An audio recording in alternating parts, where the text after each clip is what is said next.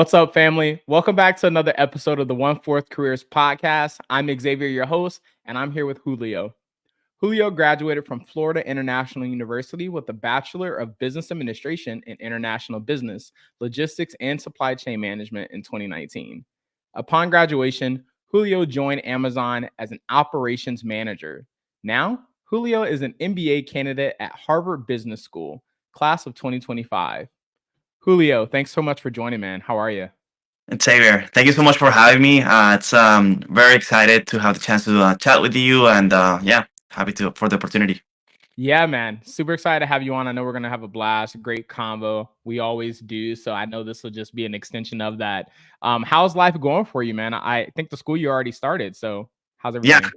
life's going great. Yeah, started school last week, and yeah, this is after a summer that was very unique. I After my first year of business school, had to go back into the internship experience, which was Yeah. like fun for sure. Spent the entire summer in New York, and yeah, after that, spent some time with family down in Florida, and so it's nice to finally be back here in Boston. The weather is great. Like the city is amazing. Like during these like summer days. So Yeah, man. yeah, Well, hopefully the weather stays amazing for as long as possible yeah, in the Boston area. Well, good stuff. Well, let's start off by you sharing a little bit more about your background for the people. yeah, absolutely. So my name is Julio, and I'm originally from Venezuela. Born and raised. I grew up there and graduated high school. Then had the chance to come to the U.S. To study in college. Went to Florida International University. Graduated in 2019, like fall 2019, so right before the COVID era. So that was a bit like crazy times.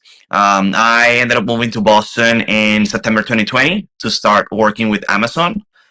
Spent 3 years with them, and then started finally the MBA at Harvard Business School, which we're doing now. Currently starting the second and final year. Yeah, so here we are. Yeah, man. And I think I always forget that you actually started your career in Boston. So I'm sure you have like a really nice community and infrastructure of friends, that as you grew at Amazon, they're still there. So it's kind of like, hey, I may be leaving Amazon, but I'm not going anywhere. I'm still in the city. Has that been Yeah. also for you, like the fact that you haven't gone anywhere? Yeah, so actually it's interesting because when like, and I'll get into this a little bit when we talk about the job and whatnot, but the lifestyle that operations people have at Amazon is like unique. So the Okay. days that we work on, like that we work are, and the times are like rather like not normal. So it's Mhm. difficult to like have that it's like you are living in a separate like world compared to the rest of the people that do like a normal like nine to Yeah. five job, like morning lifestyle. But yeah, I still have my friends here, my community here from before Mhm. school. So yeah, it's been great. Now I'm Okay. living like closer to the Cambridge area, so it is different. I'm seeing like a completely different side of the this region. So it's been the same but new at the same time. I love that. Yes. Well, we are going to jump on that shortly. Before we actually talk more about Amazon and your experience there, wanted to do our first segment here called the Step Back, where we take a step back before we talk about all the amazing accomplishments, all the gems and advice you have for people to hear, and ask you about when you were a kid during your childhood. What did you want to be growing up around that time?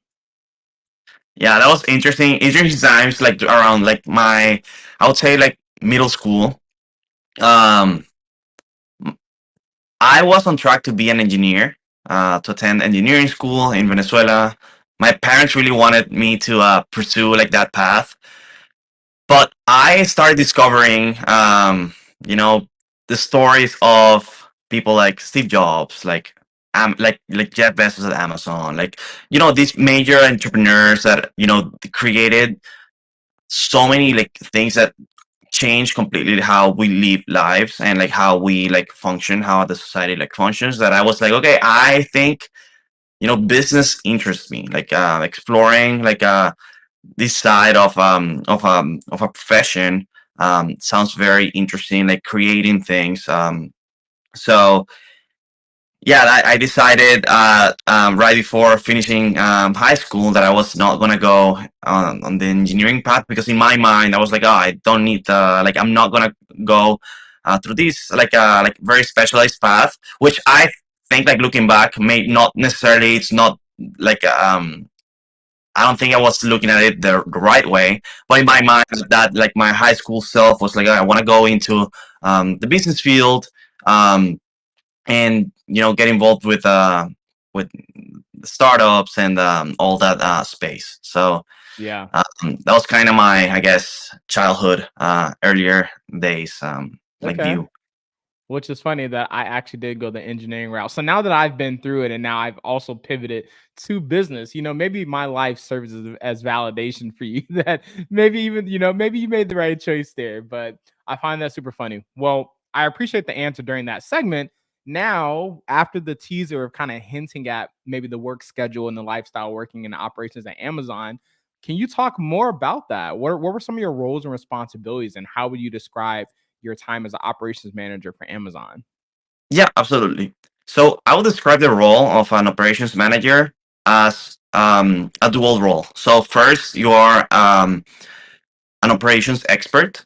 So you understand processes, you understand how things are done, like metrics and all those technicalities that go into what happens every day at the company, at the warehouse level in my case. But second and most importantly, I was a people leader and a team leader. And that's like a core component of the role of operations manager. And I think in any organization. So essentially, I was working at Amazon Logistics. Basically, it's this division of Amazon that takes care of like going and sorting and organizing all the packages that get delivered every day to your doorsteps. So we would meet like 4 days a week at the warehouse. That's like a regular shift. Would be like 4 days a week at a warehouse. And as you can imagine, like there's a lot of like magic and hard work that goes into making this possible.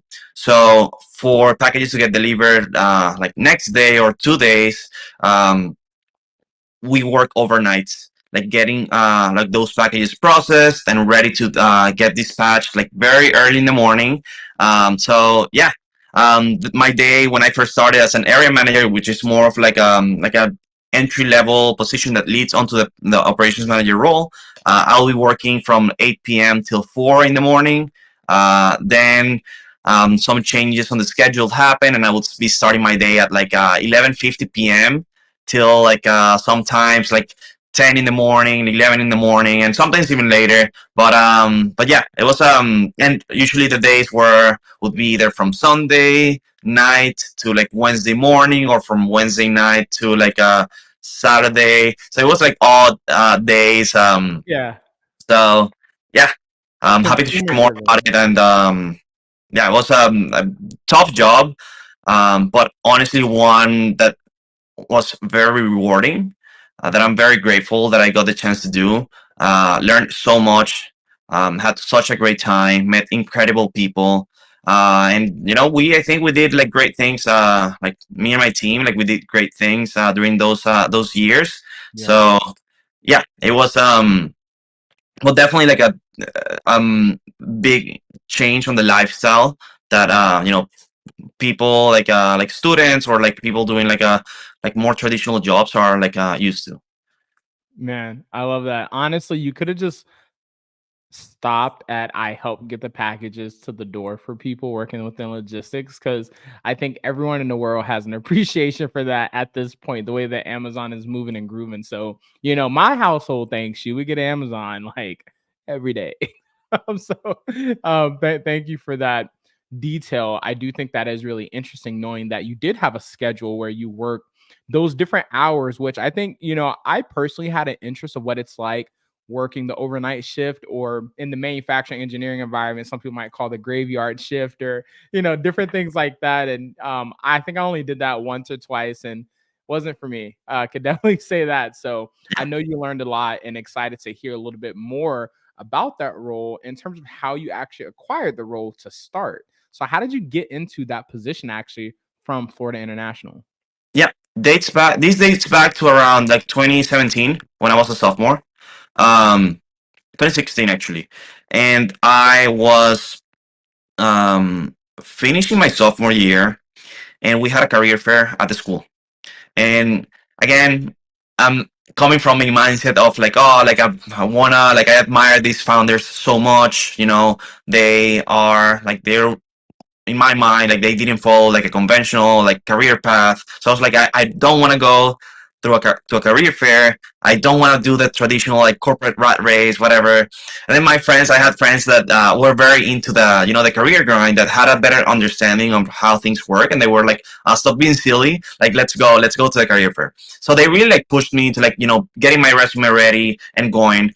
And when I was attending, I realized Amazon like was recruiting, and I would say like that was the biggest company in attendance at that fair. So massive line. I waited for like an hour, and I had this like conversation with the recruiter, which like I think changed like the kind of like the trajectory of my career. We connected very well, and he told me that while he didn't have any opportunities for me at the time because of my like my grade, my year, I was a sophomore, so they didn't really have opportunities there for them. He told me, hey, like save my email, hit me up in a few months. I did. That led to my internship with Amazon during my between junior and senior year. Sorry, sophomore, the following year. And then one of the people that I met during this experience, I reached out again to Mhm. after I had finished the like I was wrapping up my degree, and yeah, he put a referral in for me, and yeah, that's how I ended up working there.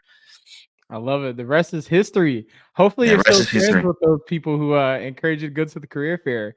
Uh, Yeah, must yeah, be some good friends who gave some good advice, man. And I think that's really cool just to highlight for people who are students or people who will be students in undergrad if they're in high school now. Like the career fair is a great resource, and I mean, you pay for it already. Like you pay yeah, for all the resources that your school provides you, and I think that that's really cool that you shared that transparency of how you were approaching and thinking about your future professionally. And essentially, you had bigger aspirations or you had dreams of your own, and you weren't super confident that going the traditional working route would get you there. And I think probably all said and done, your story and your path is leading you exactly where you want to go. I think that really speaks to just being open minded to various opportunities, being vocal and talking to people, which I think is probably another thing that you kind of touched on a little is that you weren't really keeping these aspirations to yourself in a way where it was a secret and no one knew what you were planning. Because if you didn't share that with your friends, they wouldn't have encouraged you to go to the career fair. Maybe they would have just assumed, oh, he's going to go on his own time, right? So many different things could have happened. And I think you talking to the recruiter, having a conversation, it also kind of speaks to your skills of communication skills and personal branding, things of that nature that I think really contributed to you leaving a mark that was positive enough to later get you an opportunity at Amazon. So I think that's super powerful, man. And I actually want to pivot. I mentioned skills. I want to kind of talk about skills a little bit more. So fast forward, you're at Amazon, an operations manager. You've already acquired maybe one or two promotions to get to the level that you were before you left.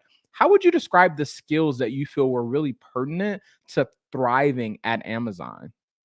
absolutely. So I think um, going into um, this role, one of the areas that I really wanted to like be good at was on the soft skill side, because I was having, I needed to lead like teams of people that were like, twice my age, even more.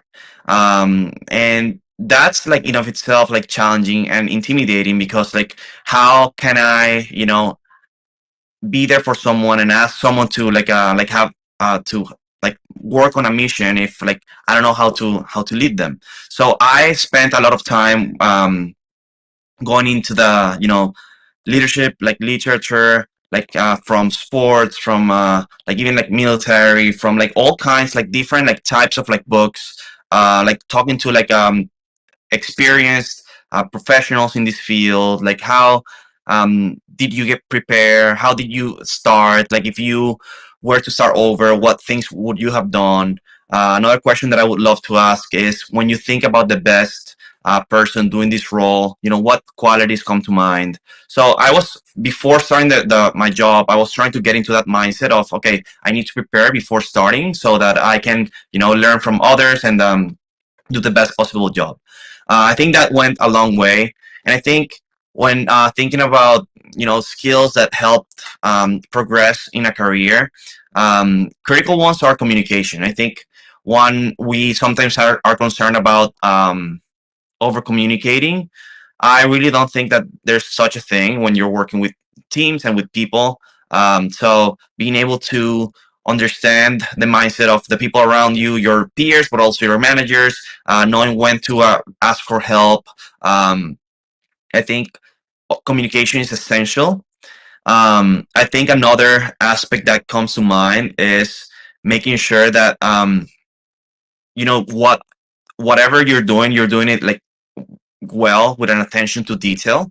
Mhm. Many, even small things like matter. I think in any role, um, you know, even if you're communicating with a manager or like your manager's manager, making sure that small things like the formatting of an email, like how the words that you use, the clarity, like when you write, like ensuring that you're like being succinct and like stream. Like those are small things that are not the core of like the job, but those are small things that do add up. And I think a lot of people like disregard that because it's like, oh, that's not, in my case, the true job, the core of it is like getting the packages processed, right?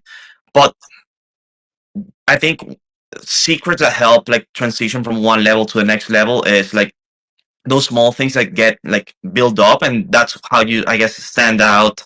Um, Assuming that the actual main core activity is like done well, right? Yeah. And I think another thing just to that I'll add is um, understanding that you gotta operate on the next level. So if I wanted to, like, my mindset was, okay, what are they doing, and I'm trying to like emulate that behavior of like, okay, if I were to be in that role, how should I act, and trying to like have that mindset, because what we would say to like my managers would tell me, and I will tell like people like under me, it's like, if you want to like be in this role, like, you gotta act on that level, that mindset. So Yeah. yeah, those would be the I guess in terms of skills and a mindset that things that come to mind right now. Man, you just dropped some crazy gems. It's something similar I've heard before.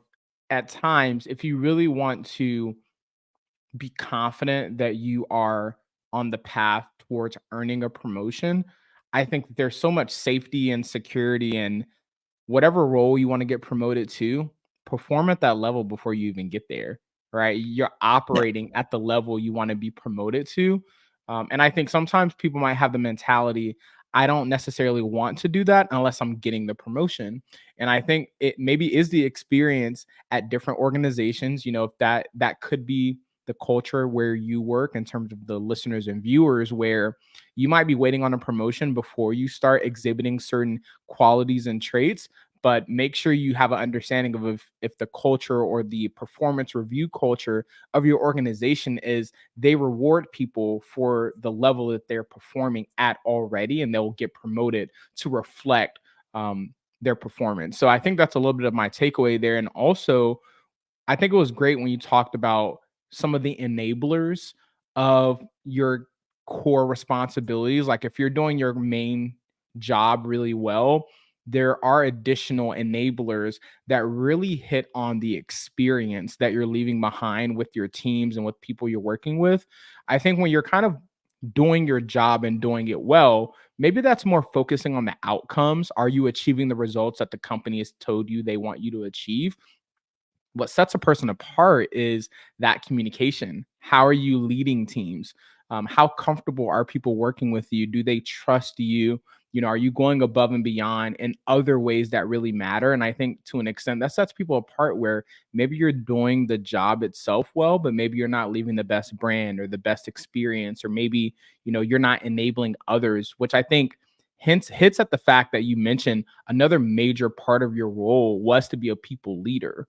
I'm sure maybe in the job description it was a little bit more of a more of a formality of, hey, you're going to lead this team, get the work done. But from knowing you, I know that you took that extremely seriously, not just being an authoritarian, but more of, you truly are a people leader where you want to inspire the people you work with, you want to develop them, and so on and so forth. So I think those skills you mentioned, although it's two, like, I think those are so incredibly critical to a person's success. And I think each one of those skills takes a combination of experience, a combination of intentionality, open mindedness, being a lifelong learner before you're able to do those things really well. So kudos to you for doing that, because I know you knocked both of those out of the park, man. So really appreciate you sharing those skills.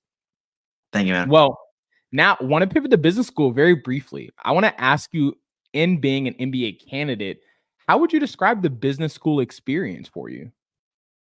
Oof. So much to share actually. If I had to like summarize it, I would say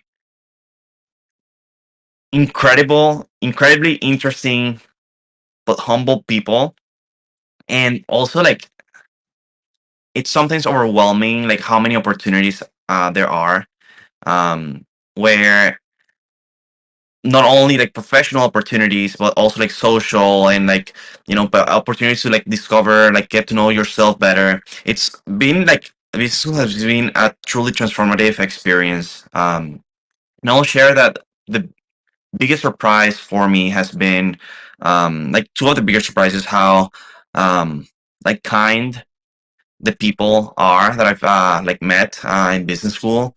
It's there are many like stereotypes and memes like going around on the internet that it's you can expect a certain stereotype of a person, and that was like couldn't be like farther from like what I experienced. Um, these are for the majority of the people that I run into, like very passionate, interesting, driven individuals that do value, things beyond what the stereotype could describe. Yeah. But the other part is just how overwhelmingly um, that how many opportunities are there. And I think like one advice that I would give people going into like business school is um knowing yourself and what you want to do like very well, like before starting, is critical, because there are going to be so many options available. Like there are so many options that um you really need to focus, and focusing is like knowing what to say no to, Yeah. because honestly there's so many things that you know are so cool, like working like opportunities with amazing companies, with amazing, like from classes, for example, like you have so many interesting courses to take with so many great professors. And then you go into like job postings. There's so many different jobs that seem so cool in different industries that are so like there's so much momentum and movement going around. And then you see like the social plans, and there's so many like activities that you can attend to, and you need to understand like where to make those sacrifices, and like what you prioritize to really make the most out of the opportunity. And that's different for each individual. So but yeah, Yeah. it's been a great transformative experience for sure. Well done packaging up that business school experience, man. I think you touched on so much that's super exciting. Next question I have for you is, you're in business school. So how would you describe your plans post MBA when you graduate here soon? you know I wish I could give you like a clear, concise, like perfectly defined role at a perfect Yeah. defined company Mhm. for you. But the reality is that I am still in the process of like um getting to what that role is. I know what moves me, and I know what I want to do with my like the impact that I want to have, and what that role specifically is. I'm still on that process of like discovering and even like creating. So um I know that long term, I do want to contribute back to my country, to Venezuela. It's a mission that it's very important to me. I wish I can have an impact on like rebuilding the business and entrepreneurial ecosystem in Venezuela, because I truly believe that entrepreneurship it's can solve important problems and also lead to socioeconomic development. And so I wish when I have the opportunity to contribute back, give back. So I see like this my time here as I'm preparing, getting ready for it. So I think like next steps after business school, I do want to get more experience in the venture side, and what that looks like. If it that looks like me working on my own like venture, or like me supporting other ventures, that's yet to be seen. But yeah, that's along the lines that I'm thinking of. So yeah, that's Mm. kind of what I foresee next after school. Man, I can't wait to see it. And I'm gonna have to visit Venezuela. And you're the first number at the top of my phone list of who I'll be consulting with during that time. Dude, absolutely. I would love to, take you there. Hopefully, and when there are better conditions back home. But yeah, Man, absolutely.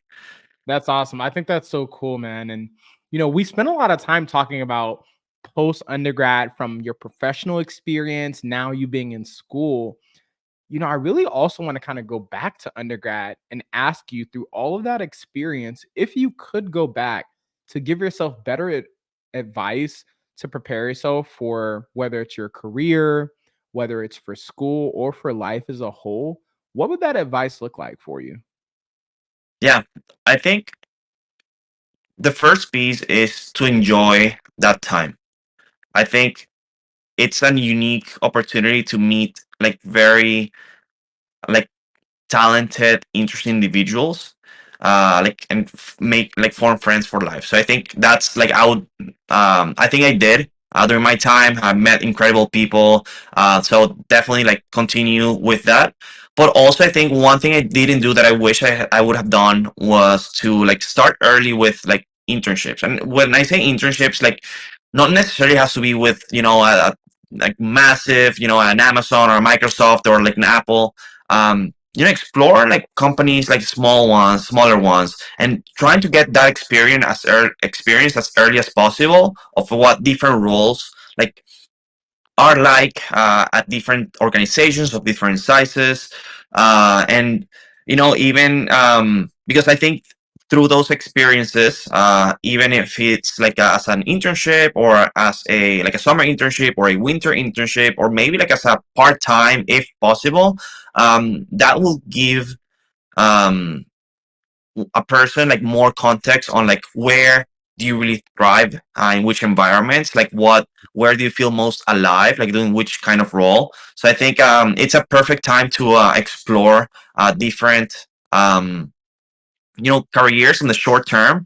That way, once you finish like university, you know where you what makes your heart sing, in a way, and hopefully pursue that. So that's the one piece of advice that I would give myself. I was lucky and I ended up in a position where I really enjoyed what I did, and I'm very grateful for it. But I think I was like, yeah, lucky. So that's the one piece of advice that I would give. I love that, man. That's awesome. Well, our last segment here on the pod, man, is to ask you, what are three words that you would use to describe your career journey so far? Yeah, I'll say people, luck, and Okay. grind. I think people Ooh. and luck, because I honestly wouldn't have like made it like anywhere without the people around me, and luck because I sometimes like I was very lucky to run into like these people. Like I never expected to even like leave Venezuela. I had my acceptance into an engineering school back home, and I was lucky to have like some family members that were here and like had the opportunity to give me to open up their homes to receive me, to welcome me, and support me through college in the U.S., which for an international is a very different, very difficult like challenge.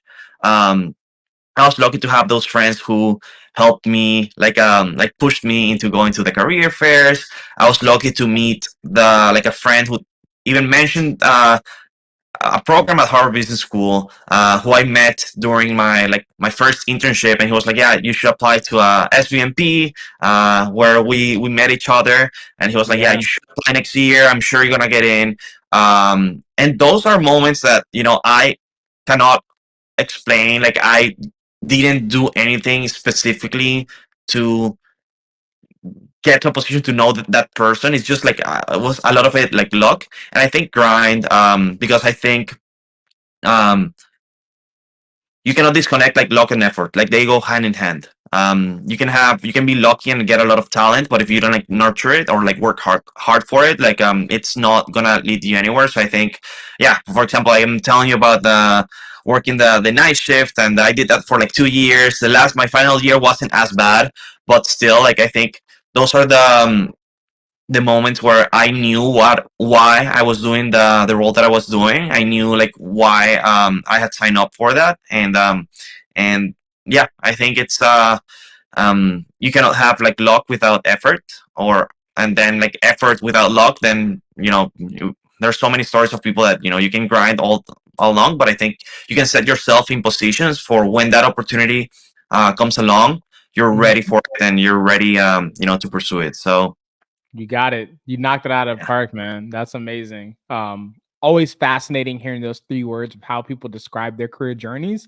I think there's just so much to learn there. So was really interested in hearing what your three words would be, which very much, did what it needed to do. Next Yeah, question I have for you is, absolutely.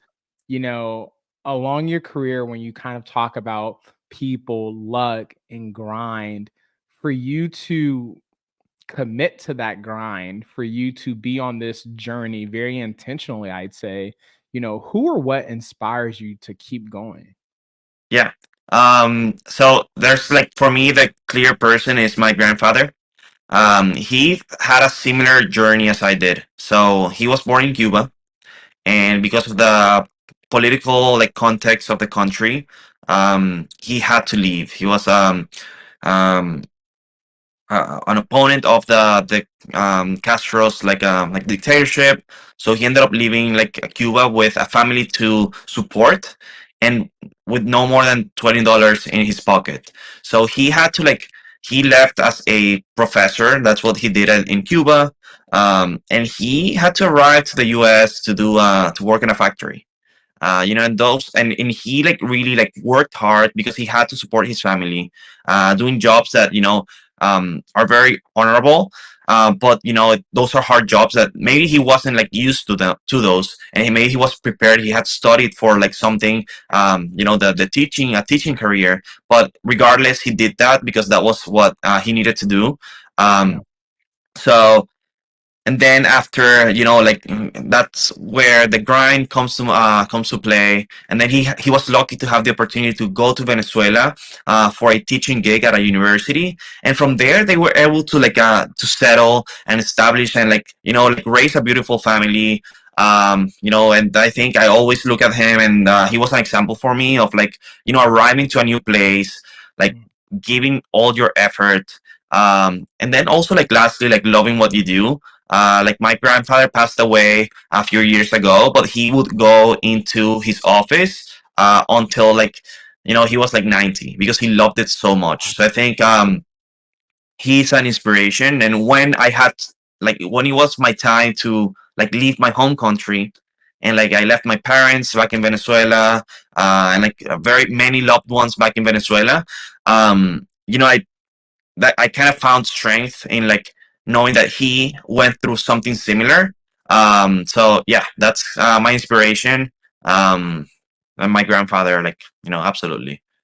Inspiring, man. So inspiring. Really appreciate you sharing that here on the podcast. Things that I didn't know, but very much explains, why you're such an amazing person. And glad that we met, way back when, and happy to have you on the pod. Thank you for Thank, sharing that. yeah, no, thank Well, you, also, Xavier. yeah, no, of course, man. I think we all kind of have stories that really get us to where we are. And I think, you sharing that story will touch so many people. And it's very affirming knowing that for those of us who are kind of committed to the grind, the way that we have been grinding, as we all kind of attract to one another and meet each other, hearing how people were positioned on their path of the grind is always really inspiring, affirming, and it really just lets you know when you peel back the layers, there is so much similarity, between um, people and, how we're inspired and all those things. So that's amazing. Yeah. Definitely great to hear. Yeah. No, Cool. absolutely. Well, one of the last questions I have for you, man, is you're in school right now. What else do you have going on? Is there anything that you can share that people can get plugged into, or any additional ventures that you have going on now? Yeah. So I don't have anything to share in terms of like a specific name, but I would Yeah. say that I am taking this time in school to really explore um, that entrepreneurial passion that I've always had, that curiosity. So my goal is to either launch or kill an idea. So that we'll see, like if I, by the end of the school year, I have something to share, something concrete, and I'll definitely like hit you up for that. No, that's dope, because I think a lot of times you don't hear people talk about the end goal of like, I want to, they skip launch, they skip kill, and they say, I want to have this business that does XYZ. Nothing wrong with that, but I really appreciate the gradual progression of how you kind of share that thought of, you either want to launch an idea, and just pour into that venture, or you want to kill an idea, which I know for you to kill an idea means that you likely did your due diligence of how much of an idea is it worth nurturing. So I find that fascinating. I hope other people pick that up, as it's okay to have a goal of killing an idea, because it means that you put in the time to actually try. So I think Absolutely, that's and really I cool. think like just one last thing to share about like you asked the question of what would I advise like someone or like myself in in university in undergrad. Yeah. I think it's a very like perfect time to explore like passions like and explore like projects where you can take the time to work on something. I think it once you start a full time role with like real life, like responsibilities, everything becomes so much more difficult. But I think like school time is like a perfect moment to like dedicate some time into exploring like a venture if that's something that someone is passionate about. um if it's fine, if it works, but it's fine, like I think just trying like fully, it's what matters. So yeah, I'll Love it. advise my younger self that as well.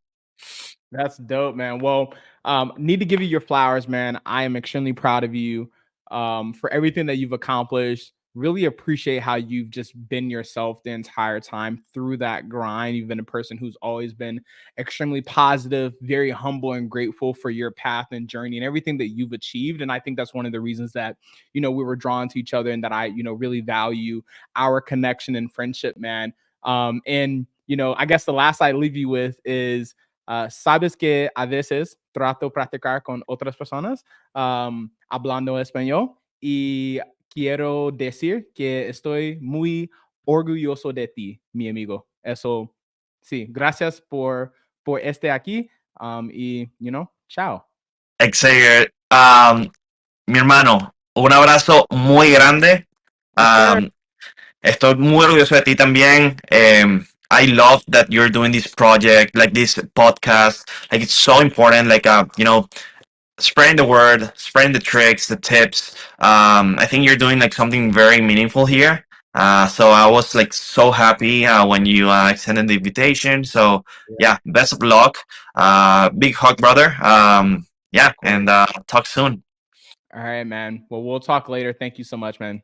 See ya. All right, bye. All right, guys, look, this is amazing. This was super fun. Julio's a person I've known for a while, and he's doing some amazing things, killing it at HBS. And I'm so thankful that he took the time to come to the pod. I know a lot of his experiences will be very inspirational for a lot of you. And, One Fourth Careers podcast, we want to serve underrepresented and underserved communities and let people see who they can become. So, if you are able to identify with Julio and some of his experiences and aspirations, and even if you necessarily can't, he is such an inspiring person as a whole already. So hopefully you all take a lot from the conversation. Was really fun. And so sorry to those if I kind of butchered some of the words there. But I try to practice sometimes, and my guy has a lot of patience for me in doing that. Thank you for watching and sticking around. Please like, comment, subscribe, share with anyone you think this video or this channel may help. And as always, stay happy, stay blessed. Peace, family.